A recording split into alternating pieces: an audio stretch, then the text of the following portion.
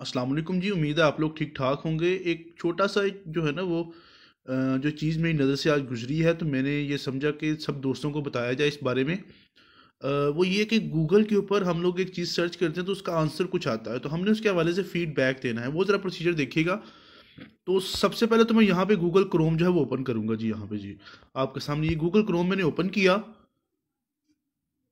अब यहाँ पे मेरे सामने ये गूगल सर्च का ऑप्शन है जी, इस जगह के ऊपर ये देखिएगा जी। यहाँ पे तो मैं यहाँ पर गूगल सर्च जो है वो करूँगा जी। यहाँ पे देखिएगा, प्रेजेंट कैलिफ ऑफ इस्लाम, यानी कि इस्लाम का मौजूदा खलीफा कौन है।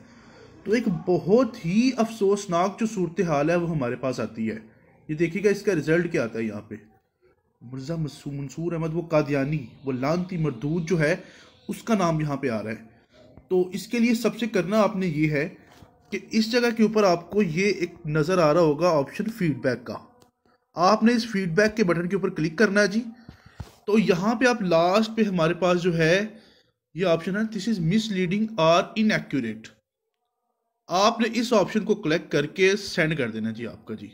ये आपका जो है वो यहाँ पे फीडबैक जहाँ पे सेंड हो गया जी। तो मेरी सभी दोस्तों से दरख्वास्त है कि ये काम ज़रूर करें। बहुत शुक्रिया जी, थैंक यू सो मच।